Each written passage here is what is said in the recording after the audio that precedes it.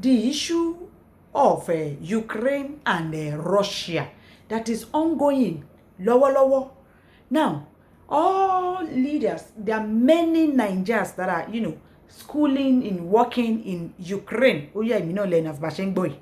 So all what leaders are trying to evacuate their citizens from Ukraine over the issue of Ukraine and Russia. Yeah, big brother Russia. Baba Bubu, yeah, president of Nigeria. I mean, everybody is going to evacuate their citizens from that place. Baba Bubu, you should be evacuating your own people too from that place, yo. And they're all Nigerians that are there.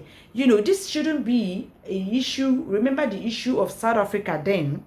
Now, there's a protocol for you to leave, to evacuate from that place. I think all citizens, all presidents are going there to pack their people. I think Nigeria has also made a reservation concerning that.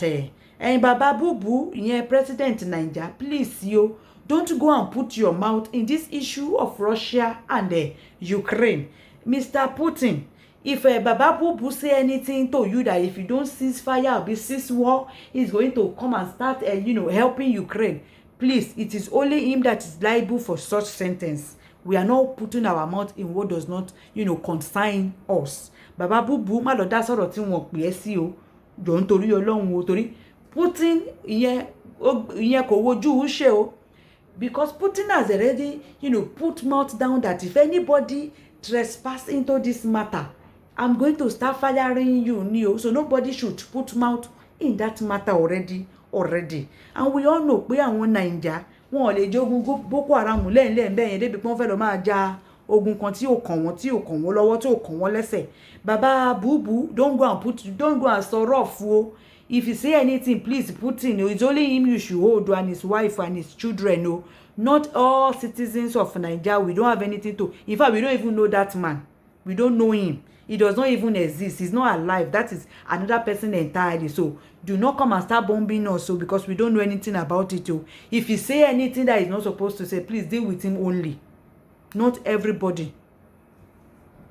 But on a serious note, I see people blaming, calling Russian names and stuff like that. I mean, even American self, according to what we heard, what happened between Russia and Ukraine is probably planning or contemplating that they want to join NATO. And then Russia does not want that because, if your enemy is, what is this to say if your enemy is already, being a friend with your neighbor? Yeah, there's something fishy. Which is true. When America heard then that Russia is trying to build a military, ground in Cuba, we all know how America want to invade Cuba just because they hear not that Russia has done it. They went to go and invade Cuba. So why people are talking as if why is why is Russia invading Ukraine just because they heard that Ukraine wants to join NATO? There's an agreement between Russia and Ukraine that they will never join NATO. So why will Ukraine be contemplating on joining NATO? And why do you think Russia should wait till Ukraine join NATO before they start, the fight? No. Putin does not want it's seeing into the future in case of incasity. NATO expansion to the borders of Russia, to me, is like bully. Because America would never allow any Russia or even any Chinese military institutions or platform near their shores or border border at all. Ukraine joining NATO should be a red flag for any wise-thinking Russian president, or else that will probably be the gradual end of Russia. So it is an essential threat for Russia. So they have the right to act when the West refuses to guarantee their security concerns. Which is what a normal right-thinking, president would have done. But like I say, kokon awa ni Yorùbá nation, it kokon wa. So àwọn ọmọ Nàìjíríà tó ń dé wà bí tó bá jẹ́ pé àwọn ọmọ Yorùbá náà wà ń bẹ̀. In fact, there are a lot of, politician children in Ukraine, for schooling and the rest of it. So I'm sure their popsy will send private jet to go and pick them up. Let's move on. Thelma's style is here to ease your gold shopping. Your brand new gold shopping. They are here to ease it for you. The deals in different brand new 18, 22 and 24 karat brand new karat gold. They are also into jalabias for the men and abayas for the women, and equally also into beautiful Turkey wears that are imported. They are so easy to deal with, and what makes them stand out is their instrumental payment plan. That is, you are free to choose whatever design you want your gold to come in, whatever gram you want it. Just choose your design, tell them the gram you want it to come in, and then start your payment plan. You see, so easy. That is what makes them different from the rest, and they are equally affordable. Their grams are at cheaper rate at the moment. Contact Thelma Styles. They deliver worldwide. Thelma Styles, òun ló lè ṣe. Wọ́n wà into brand new gold, gold tuntun, àwọn 18 karat, 22, 24 karat gold. Òun ni nǹkan tó wá jẹ́ kí wọ́n yàtọ̀ sáwọn ẹlẹ́gbẹ́ wọn ni wípé wọ́n ń ṣe san díẹ̀. Ìyẹn túmọ̀ sí wípé ṣáà ti shoes gold tó fẹ́ rà, tó bá ní design tó fẹ́, shoes gram exact gram tó fẹ́ kó wá, kó dẹ̀ bẹ̀rẹ̀ láti máa sanwó ní san díẹ̀ títí ó máa fi san tán. Nǹkan tó jẹ́ kí wọ́n wà different nìyẹn fún gbogbo àwọn ẹlẹ́gbẹ́ wọn tí wọ́n jọ ń ta gold. Wọ́n tún máa ń ta àwọn beautiful Turkey wears, àwọn àbáyà fáwọn obìnrin ni, àbí àwọn jàlábíà fún àwọn ọkùnrin ni. They deliver worldwide. They are tested and trusted. You can contact them on this phone number +1 347 279 2078.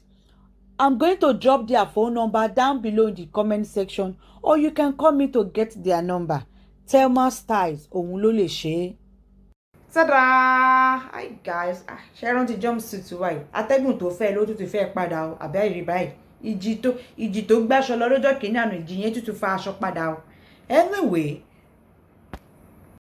you all remember the issue of Oluwadamilare and Mide Martins with Sir Shino Peters and the late Funmi Martins. I'm sure we're all familiar with that scandal. We thank God that the both brother and sisters has reconciled. This is a matriculation day, and you can see Mide Martins in attendance of his younger brother. And then we also heard that the guy has, been given admission to a university and the rest of it.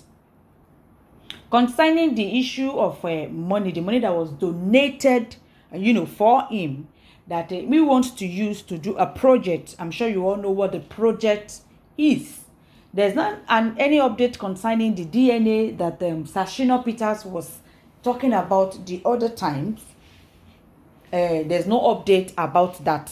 But then the update we are hearing is about how the sisters and brothers, are back together, and then he has gotten admission to school. Someone is actually, sponsoring it. And the person is not, giving the money to Baba Deji to go and pay his school fees. The person is paying directly to the schools, to the school that he's going to go, the university's account, directly. So in Yellow Bay. Concerning the money of it, because people were asking that, okay, what about the money that was donated to Damilare, that Baba Deji was spending, that Ashabi Olorisha went to get Baba Deji arrested because of the money and the rest of it, and blah blah blah. Baba Deji, with all that, the money is in Damilare's account. Now people were asking that, they should go and fix the money, and his sister, immediate family should, that Baba Deji should monitor that account But some people are saying that Baba Deji is saying this boy is not a small boy, that the money is in his account, that is going to use it to do projects. But to me, I'm just like, meanwhile, guys, Mide Martins and Baba Deji are still not in talking terms. So, àwọn méjèèjì àti Baba Deji ò tí àti Mide Martins wọn tí máa sọ̀rọ̀. I think Mide is still angry she has not forgiven Baba Deji or so. Àárín yẹn mi, I don't know. But even in your matriculation Damilare, you will not see any picture with Baba Deji and Mide Martins. But she was in attendance at dúpẹ́ lọ́wọ́ Ọlọ́run pé ọmọ ìyá méjì wọ́n ti ṣe kíni wọ́n ti padà. Wọ́n dẹ̀ ní owó yẹn ó wà nínú wọ́n sọ figure owó yẹn. Baba Deji was talking about 2 million, but the money is more than that. Wọ́n ṣáà ní owó yẹn wà ní in Damilare's account. Then to me, we should also ask Baba Deji that what is he doing to reunite, Damilare's with his immediate family and to ensure that he maintains a very good relationship with the sister, the father, and the other family members that he has shielded this boy from relating with, because he was bad-mouthing all of them to this boy, that this boy did not even know that the people that the Baba Deji has been bad-mouthing, that you were abandoned by, Baba Deji has been collecting money from them to train you, because he does not want them to take you. So he was bad-mouthing them to Damilare, but we've passed that stage already. We've passed that stage already. I think Damilare is still a young boy, and only him having access or signatory to that account is, to me, I think it is, although he's not a kid, kò ń ṣe ọmọ kékeré, and Baba Deji shouldn't be the one that have the signatory or be monitoring that account for him. I think it should be his sister or any of the family member apart from Baba Deji. But Baba Deji is saying it as if he's not a small boy. Shebi himself is hearing advice that people are giving him concerning he should not go and spend the money anyhow, this and that. It's not as if he wants to pay school fees from the money in the first place and stuff like that. But to me, we all know how Baba Deji can manipulate this boy. Because if we have an ATM, and do not forget that this boy is not a kid anymore, and he's going to university, he's going to have babe, he's going to have a girlfriend, and girlfriend, he might be using money to, girlfriend will need money. I can bet him monitor account. I come blow owó. I mean, who knows? Àbí bàbá bí wọ́n lè wọ́n lé ní ìsìnkáwọn Baba Deji ní kò sówó lọ́wọ́ wọn, kọ́nà fẹ́ sanwó lé kọ́ má nìkan gbà nínú àkáǹtì òun, àbí kan ní òkè tẹ̀ kọ́kọ́ yá mi ní owó náà lé yá mi lélẹ̀ náà, before you know it owó yẹn máa goes. Tó bá jẹ́ pé àwọn méjèèjì yẹn nìkan ni wọ́n monitor owó, èmi fi pé kí other family members kí wọ́n wà ṣe kíni, kí wọ́n wà invested nínú ọ̀rọ̀ bówó ìṣeré fẹ̀kàntẹ́lẹ̀ náà public, àwa public la dá owó yìí in the first place. So èmi kò ròyìn ni o, I'm just thinking that one. I don't know what your opinion would be, but what me I'm particular about is how Baba Deji will try to unite this boy with his other family members. He has other siblings apart from Mide Martins. He has other siblings, àwọn ẹ̀gbọ́n wọn, ìyá wọn, and to the father side as well, his siblings to the father side, his father and other family members as a whole that this guy has been shielded up, from since all this while. Ìyẹn ló tẹ̀ báyìí mi, and ọ̀rọ̀ owó yẹn èmi feel pé kí wọ́n kó owó yẹn sí another family member entirely, not Baba Deji, not only Deji, not only Damilare having, access to that money. Owó la máa pè, ó dẹ̀ ti the big boy. Ó ti the big boy is above 18 years. Ó ti the big boy. Ó máa ti bẹ̀rẹ̀ sí máa ní girlfriend. Àbí kó lọ máa fowó ta tẹ́tẹ́, anything can happen. So he should be monitored with that kind of money. Let's move on. I'm sure we all remember the ongoing issue of Iyabo and a lady called Aramide, and Aramide ex-husband called Orlando. But wait first, have you all seen what's going on Facebook? Yeah, Mama Esabod and Alaja Ìyá Aládìní. Àmì boy má dùn díẹ̀ kẹ́. Maybe tomorrow we do amebo on that one. The case is still ongoing and it's very sweet. Ó lágbára òfófó iná ọ̀nà nǹkan. Nǹkan máa ṣẹlẹ̀ kẹ́. Maybe tomorrow we'll do amebo on that one. Let's do this one first of all. Now, Iyabo made a video. Yeye Kudi, as is the speaker for Aramide. And now, what Yeye Kudi, because Yeye Kudi is not really frequent, I am going to revisit the issue of Aramide and all her scamming that she did.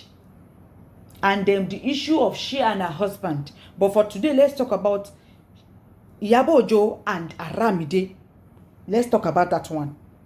I want to analyze the video that Iyabo did, which is a very simple thing. If I am having anything to do with you, you can call me whatever name you want to call me. Just because I'm a celebrity does not mean you start insulting, call me, dissing my children, and then you expect me not to talk. Emi Atiela Jonja, Aramide was the one that brought her kids into the fight that had nothing to do with them. She started, insulting, writing things to insult, to diss Iyabo's children. If you come for my child, I'm not going to back up. I'm not going to shut up. If you have an issue with me, face me. Do not come for my children. Emi Atiela Jonja, face me. Aramide wrote some things about the children of Iyabo. Yeye Kudi, because Aramide has deleted it. People started raining curses on Iyabo's children. Aramide was pinning those comments, was liking it, where people were cursing Iyabo's children. It is another thing where if people are cursing Iyabo, fine. But our children, Yeye Kudi is not really frequent on Instagram, so she does not really understand this person she's speaking for, what this person is doing, because she's not really on Instagram much. Let's play the video of Iyabo. Let's analyze it. I will not back him. I'll be shining white, shining new set of teeth. And today I stumbled on one of her posts where she was dissing my children. Now, Aramide needs to understand one thing. When you diss my children or you come for my kids, I will not back off. Of course. I will not back off. Any mother would. I will not. I'm not just that kind of person to back off. I wrote that you called my kids Olodo and that they did not repeat, they did not fail. Now, you people have to understand that Aramide... I am going to bring all the chats of Aramide and Orlando, this ex-husband. I'm going to bring all their chats out. I'm going to revisit the atrocities of Aramide so that our speaker will understand very well. Because she is fond of going to go and be doing crying, pity crying up and down. She will not tell you the truth. And do not forget, internet never forgets. We will revisit Aramide's atrocities because new people that she's Bemora now do not understand the kind of person she is. Still very young. Your firstborn is just going to be 18.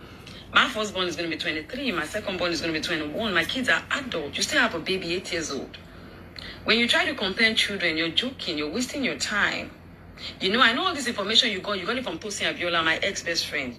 I'm sure we all know this Tosin Omo British, who was a best friend of Iyabo Ojo, but they fought sometimes back. The lady that brought out the voice note of Iyabo Ojo and Dino Milai. That is the lady she's referring to. Understand? And I don't care to date. Nobody has a right to question me, except God. Nobody has a right to judge me except God. I'm not the cause of your problem, Aramide. You chose social media above your husband. That was your headache. That was your business. Exactly. That was what she did. That was 2019. All I did was try to come and support you and help you, get your marriage back. And you said no. So what's my business with that? Ever since you've been having problems with your husband, I've been posting you and your husband, celebrating you, your husband, your children on my page. So what makes this year different? If you had a problem with that, you should have just told me, Iyabo, please, so this year, don't celebrate that man. That's simple. People went under a post on Gislaba's post, was insulting me, insulting my daughter, and I came at them and said, whoever it is, and I repeat again, whoever it is that is not comfortable with me celebrating this man should go and drink sniper. And then you came and said, I said you should go and drink sniper. So you took the bullet for yourself. So that means you've been my friend enemy. Let me explain that area. Initially, when Iyabo Ojo posted the video, the picture of Orlando, wishing Orlando happy birthday, that caption, she did not write, go and drink sniper. She never mentioned the name, though, but that was not the first thing she wrote. She just wrote happy birthday and, blah, blah, blah. But the drink sniper there wasn't written there. Now, Gislava reposted that post. In the comment section, people were saying, oh, Iyabo is doing eye service, people were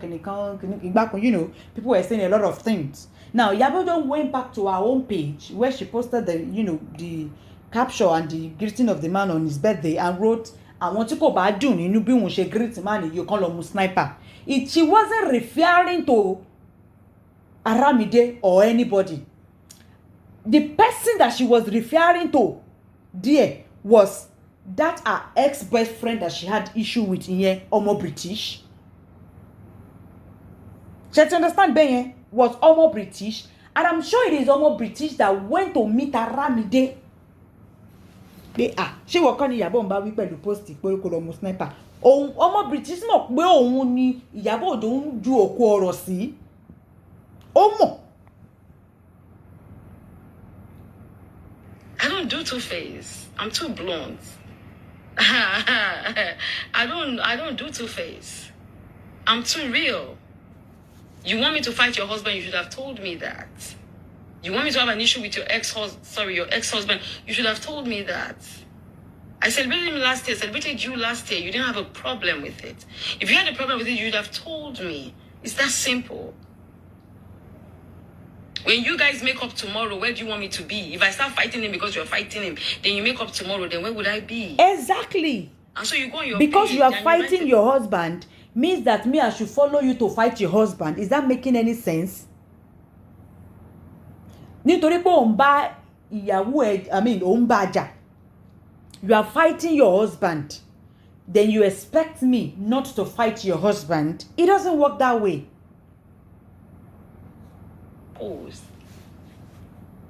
Insulting my children 5 days ago. I'm just saying it for you to know that I don't have your time. 5 days ago, Aramide, I will come for you any day, anytime. To ban frustrate, me come frustrate. Well, I don't frustrate. Which one you call frustrate? Confirm. Gbogbo ala frustrate papọ̀. Obìnrin ẹgbẹ́ mi bá pè mí láṣẹ́wó kò kí ni mí rárá. Láṣẹ́wó ni gbogbo wa. Ìwọ gan ṣaṣẹ́wó títí ni fún 18 years tó fi marry òǹdówó lọ́wọ́ ọkọ ẹ ni. Of course. Ọkọ ẹ tún invest ní àgbà náà ìyàwó ló jẹ́ gbogbo owó tó kó lé business òun jẹ́ ni kò tiẹ̀ kàn mí. But tó bá ti dá tèmi sí ó ti kàn mí ni. Of course.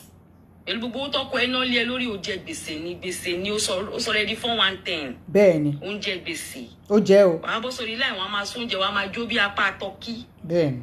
Mama nínú ẹ̀ ń dùn ìwọ sì bó sí báwo má fún ẹ ní fame ṣé pé láàrin 2-3 days àbí 1 week àti ń jàjà yìí bọ̀ sí o ti sáré ní followers má fún ẹ followers má fún ẹ fame bọ́ mi ní dẹ̀yìn lẹ́yìn ẹ̀ wá frustrate pa. Because you are coming for our children. That is why Iyabo Ojo is saying all this. So you are coming for my. Tó bá sọ pé bóyá o wà frustrate ló jẹ́ kó máa ṣe nǹkan tó ń ṣe èmi gan wà frustrate wà frustrate papọ̀.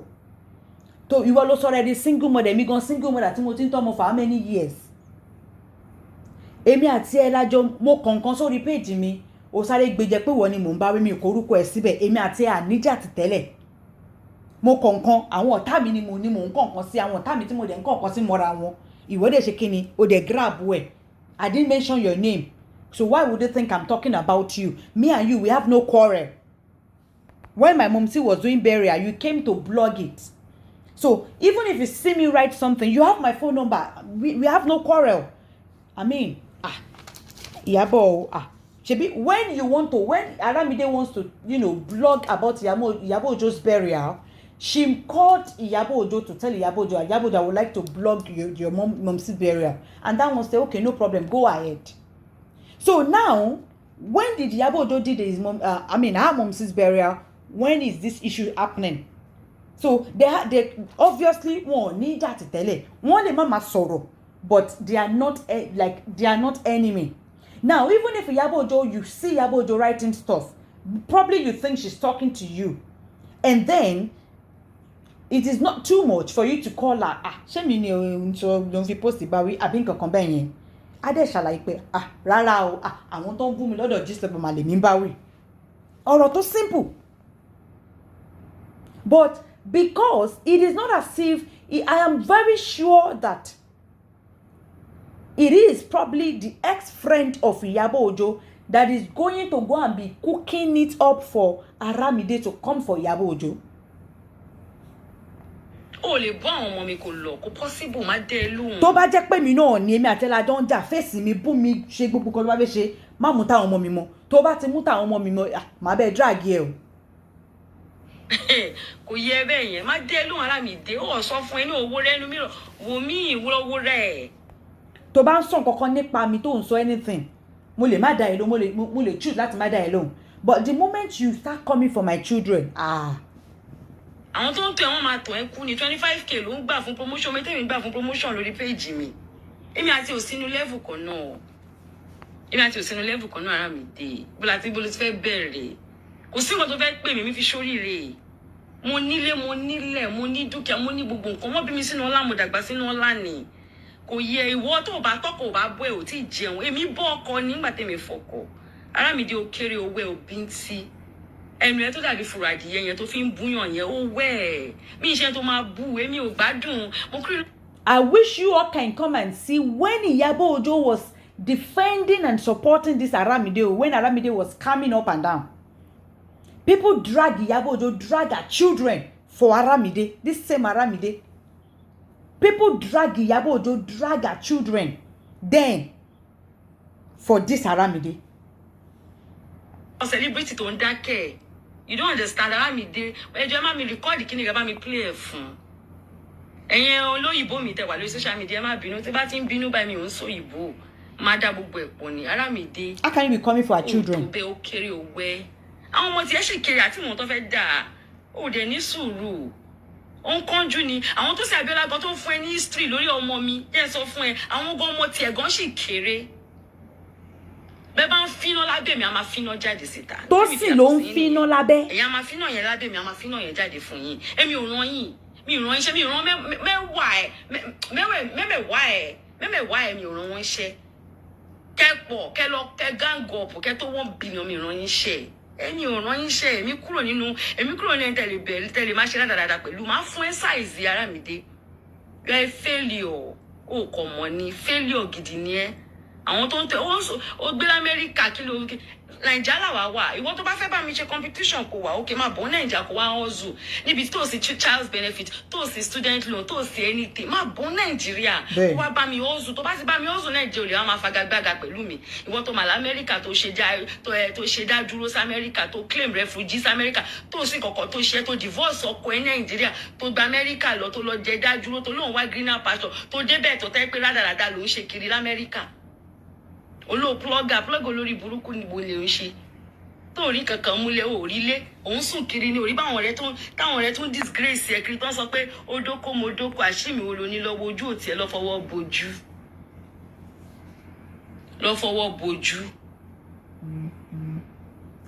bojú èmi máa dúró máa sọ̀rọ̀ mi ìran yín ṣe àti wo àti Tósìn àti gbogbo yín pátápátá mẹ́mẹ̀wá yín 100 yín ò tó bẹ́ẹ̀ ẹ mọ̀ pé ti sọ ẹni mo ní bipolar èmi ò wọ́rì bẹ́ẹ̀ bá gbé wá ní gbígbóná máa gbé ṣórí gbogbo èbú lè lò bú mi tó bá ti bú mi ní sọ bó ṣe bá ti dá táwọn ọmọ mi sí gbà bẹ́ẹ̀ tó bá ń tán èmi kan máa dáná sí kò ní tán lẹ̀. Because Aramide ní right láti come for her children. Why are you coming? You are fond of using your children, involving your children in whatever issue you're having with people. It has been a normal thing for you. So, you do not need to bring other people's children. You have no right to be dissing Iyabo Ojo's children because you are fighting Iyabo Ojo. What concerns her children with whatever issue you're having with her? Kò lè tán lẹ̀ kò possible Aramide ó kéré sẹ̀. Ó wẹ́ òbí tèmi á fún ẹ àwa bá wọn máa ń pọ̀ àní afúnilógo máa wò bẹ̀ ẹ̀mí á fún ẹ ní ògo tó fẹ́. Bá mi jà tó bá ti dátọ̀ mọ́ sí àtàwọn sórí tó sì tó ń fún ẹ ní information nípa ọmọ mi tó wá ń sọ yẹn tó sì gan fúnra rẹ̀ ò láìkí ẹ̀ kò láìkẹ́ bó bá dúró máa sọ lójú ẹ̀ ó mọ ọ̀rẹ́ mi gidi ni Tósìn àjọṣọ̀rẹ́ ọ̀rẹ́ ni wà kò síbi tí ọ̀rọ̀ bá ti wà máa mọ ibi tó bá jẹ́ ti tẹ̀ máa mọ ibi tó bá jẹ́ ti tèmi ń bẹ̀ kò yẹ bẹ́ẹ̀ yẹn gbogbo information. Iyabo Ojo knew exactly pé Tósìn tó jẹ́ ọ̀rẹ́ gangan the Tósìn that betrayed Iyabo Ojo, that brought Iyabo Ojo's issue with Dino Melaye out, is the one that is giving Aramide information about Iyabo Ojo's children. Now, Aramide jumped to social media to start writing things about Iyabo Ojo's children. Is it Iyabo Ojo's children that you are having issue with? Is it not Iyabo Ojo? Why are you bringing the children into it? If you don't respect your own children, not to bring your children with whatever fight you are fighting, must you do that to other people's kids and you expect such a mother to keep quiet? Tó bá jẹ́ pé mi náà ni. O lè kí ló fẹ́ máa kí ló wá jẹ́ ṣe máa mú tàwọn ọmọ mi. O lè bú mi ní ibi tó bá fẹ́ bú mi. Tó bá ti mú tàwọn ọmọ mi mọ́ mi, máa dá ẹ lóhùn o. Tó ń fún ẹyẹ òfo ló máa fi mú bọ̀. Gbogbo yín pátápátá tẹ kóra yín jọ, tẹ bá jókòó tẹ sùn. Àwọn ọmọ yín wọ́n kéré sáwọn ọmọ mi. Àdẹ tí mọ̀ kọ́ tí gbogbo ọmọ àwọn yín máa dà. Bẹ́ẹ̀ni. Àti mọ̀. Of course. Kò yé yín bẹ́ẹ̀ àti mọ̀ kọ́ tí gbogbo ọmọ yín máa dà. Òun kọ́ síbẹ̀ pé ọmọ tèmi pé kí ló ṣẹlẹ̀? Ọmọ tiẹ̀ òyò lódò, ọmọ tiẹ̀ ọ̀ lè kúrò l'Amẹ́ríkà. Ṣé wọ́n sọ pé ẹ̀wọ̀ lè kúrò ní school l'Amẹ́ríkà? Ṣé wọ́n sọ pé ọmọ mi kúrò ní school l'Amẹ́ríkà? Àwọn tó sì tó fún ẹ information, wọ́n fún ẹ wrong information. Àwọn tó dẹ̀ ń dunnú náà, tó ń dunnú pọ́ láwọn ọmọ mi kọ́ lọ́mọ mi kúrò l'Amẹ́ríkà. Ibi kò síbi tí ọmọ èèyàn bá wà láyé tó bá máa ṣó ìlú máa ṣoríire. Àmọye àwọn tó wà l'Amẹ́ríkà tó wà London tó wà káàkiri tó ṣoríire. Àmọye ọmọ tó wà Nàìjíríà àwọn kúrò Nàìjíríà dẹ̀ ṣoríire. Bẹ́ẹ̀ni. Kò yẹ kan tí mi ń pè mí láṣẹ́wó ìwọ tó kọ́ fílẹ̀ láàrin 2-3 years ó mọ iye ọkùnrin tó ti bẹ́ẹ̀ sùn ní Amẹ́ríkà tó wà yẹn ṣé ká máa kà á ni even single man tó lé ojókòó sí lẹ́sẹ̀ tó ń gbé Nàìjíríà gan frustrate tó bá ń frustrate má gbé frustration ẹ dọ́dọ̀ wa àwa gan frustrate kò yẹ kan tí mò ń sọ Aramide ó jẹ́ gbèsè lọ ó kọ́ ọmọ ní ó jẹ́ gbèsè gbogbo àwọn tó jẹ́ ń gbèsè gan tẹ́lẹ̀ gan tí mò ń bẹ̀bẹ̀ wọn gan gbogbo lọ́ ti wá sínú DM mi lọ́ ti send mi ní mẹ́sẹ́ẹ̀jì padà àwọn míì gan ò tẹ̀ tí fún wọn lówó wọn ó pèrè níyàwó lówó òun jẹ gbèsè ọkọ dẹ lókòwò òun gbàjẹ òun jẹ gbèsè òun gbowó lọ́wọ́ àwọn èèyàn. Pé kò fẹ́ ṣe gbajúmọ̀ orí social media. òun tó kiri social media òun sọ oúnjẹ tó máa pa ẹ́ tó ń ṣe kiri lórí social media. Tonto go on 120 when akọ̀jọ́ ká máa pé jẹ́ kí n máa rẹ́rìn jẹ́ kí n máa. The husband is married o Aramide. The husband is married o. Kò yẹ bẹ́ẹ̀ yẹn Aramide máa jẹ́ kó popular àwọn yẹn ò tí fún ẹ fún pé wọ́n dúró de lẹ́yà ẹ lórí social media ni ìwọ̀n sọ̀rọ̀ àwọn ọmọ tèmi bẹ́tà ẹ̀ àwọn tèmi bẹ́ ọ wà láìtàláì wọ́n bẹ́tà ẹ̀ torí wọ́n wá ẹ̀. Ìwọ ló ń tójú bọ̀ bí tó ń tójú bọ̀ bí tí kò máa tójú bọ̀ oníwọ̀ responsible mother òun ṣe responsible mother àgbà náà yà ni ẹ́ ìyá tó lè gbé ọmọ sórí social media kó ní kó máa bú bàbá tó bí ní ọmọ òun ṣe ìyá àwọn tútù sọ òun ṣe ìyá gbàgbé ò kì í ṣe ìyá rádaràda ni ẹ yára kàràkà àwọn tó ń dún ẹ sọ pé lọ ní sùúrù ọkọ ẹ ti marry bẹ́ẹ̀ ni ó ti marry ọkọ ẹ ti lọ. It is not Iyabo Ojo that scattered Aramide's marriage. Aramide is the one that scattered her marriage by herself. She is the one that chose social media, Instagram. She chose social media over her husband.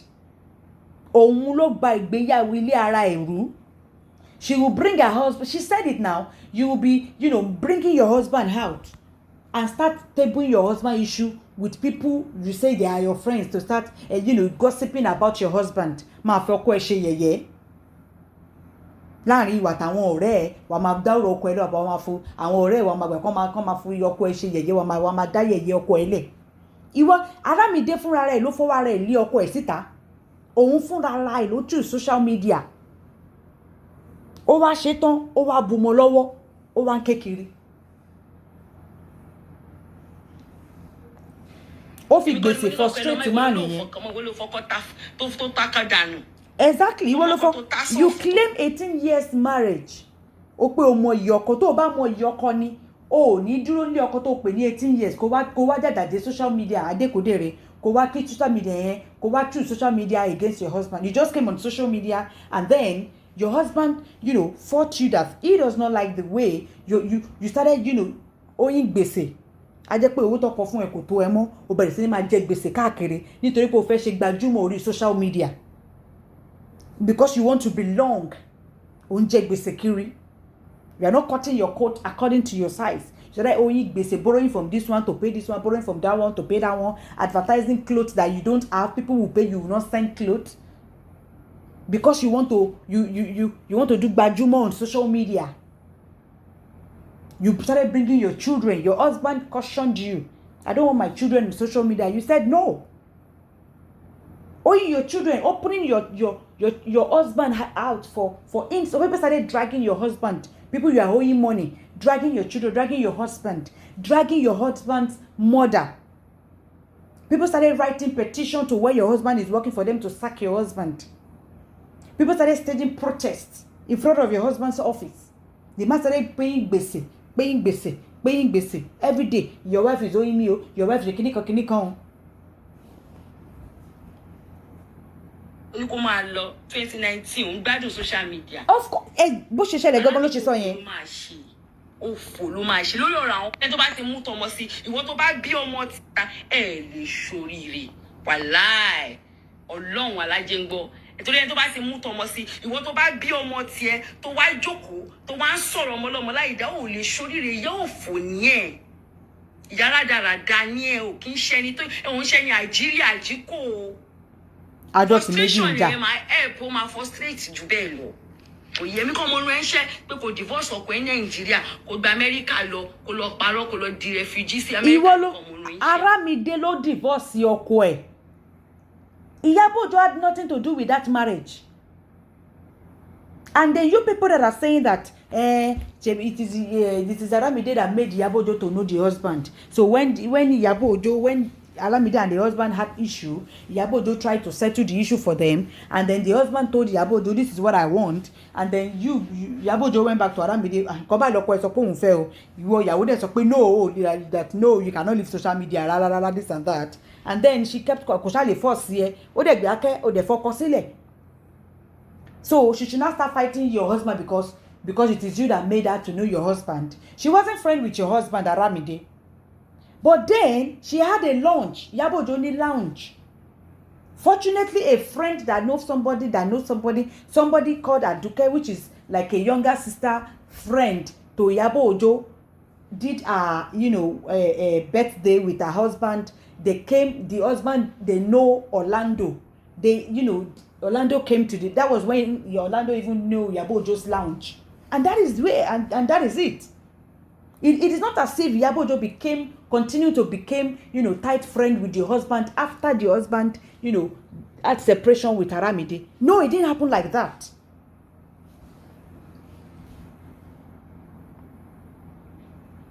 Èmi kọ́ ni mo ránṣẹ́ kó kọ́kọ́ lẹ̀ àbí bá tó ń jẹ gbèsè ṣọ́ ní Iyabo ló ní pé káwọn onígbèsè máa máa sìn ẹni èmi kọ́ mo ránṣẹ́ mo dá sí wàhálà ló dọ̀ràn lé mi lọ́rùn èmi kọ́ mo ránṣẹ́ kó jẹ gbèsè ó jẹ gbèsè yẹn jọ fúnra ara ẹni wọ́n dẹ̀ fà. Aramide and Iyabo Ojo are not friends.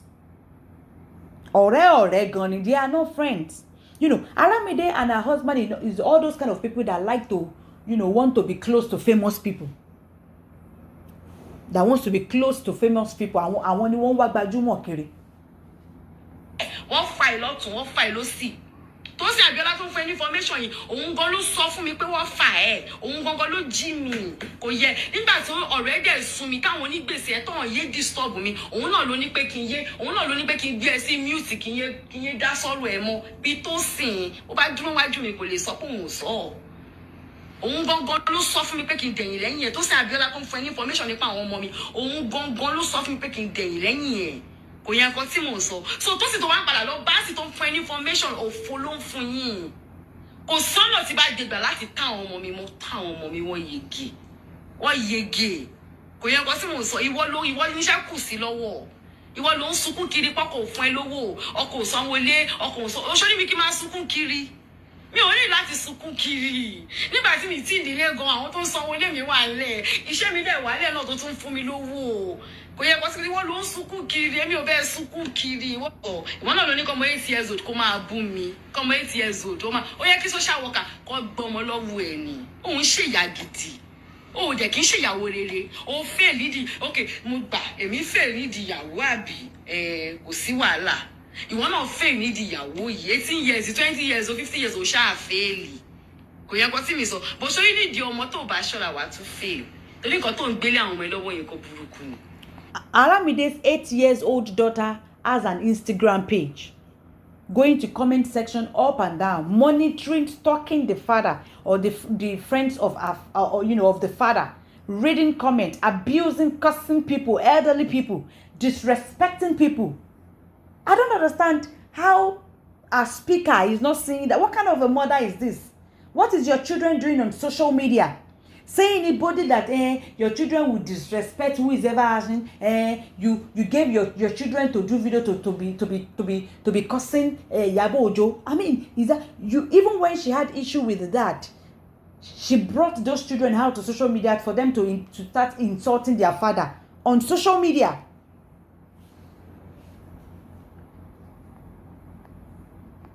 Nǹkan burúkú ló ń gbé láwọn ọmọ ẹ lọ́wọ́ tó o bá rẹ̀ mi sọ fún mi à ń sọ tọ̀rọ̀ fún ẹ ṣọlá àwọn tó ń fún ẹ ní information tó ń ṣe tó ń tì ẹ yẹn wọn ò lè sọ tọ̀rọ̀ fún ẹ èmi á sọ tọ̀rọ̀ fún ẹ. The reason Iyabo Ojo is coming out again is because Aramide came for Iyabo Ojo's children. Aramide was dissing Iyabo Ojo's children, and any mother will react. Iyabo Ojo had nothing to do with the marriage of Aramide with the husband. Òun kọ́ ló fẹ́ wọn fúnra wọn, òun kọ́ ló yà wọ́n, àwọn ìyàwó ló choose social media lórí ọkọ, so ìyẹn ò dẹ̀ kọ́ anybody. Òun kọ́ ló dàgbéyàwó wọn rú. Bóyá ó gbẹnu sọ́dọ̀ tí ó yẹ kó gbẹnu sí o, fine. But then she is the one, the initial post that triggered all this had nothing to do with Aramide. Aramide òun ló ṣe kíni, òun ló gbéra ìsípò enemy. Òun ṣe enemy ẹ̀ náà, ṣùgbọ́n ó ní káwọn enemy òun lọ mú sniper ni. Are you our enemy? Why did you think the shade is for you? The shade wasn't for you. The shade was for Tosin, not for you, Aramide. But you grab it. Maybe because you were an enemy in disguise before, because you had no reason to grab it in the first place.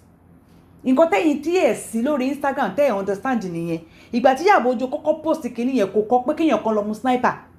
Ìgbà tí àwọn èèyàn ń gbé kiri tó dẹ̀ ti rí ibi tí tó sin ọ̀rẹ́ ẹ̀ tóun náà ti sìn kankan. Òun ló ti jẹ́ pé ó padà kó lọ re-edit caption yẹn tó wá kọ pé káwọn enemy òun kan ṣe kíni kan mú sniper. Because tó sìn fẹ́ jẹ́ ọ̀rẹ́ Orlando, but Orlando ò fún ní face. Orlando ò fún Tosin ní face. Tosin was the best friend. Is it not even through this Tosin that Iyabo even knows Aramide before knowing Orlando? So Tosin wants to be friend with Orlando. But no. The way Orlando was being friend with Iyabo Ojo. But no.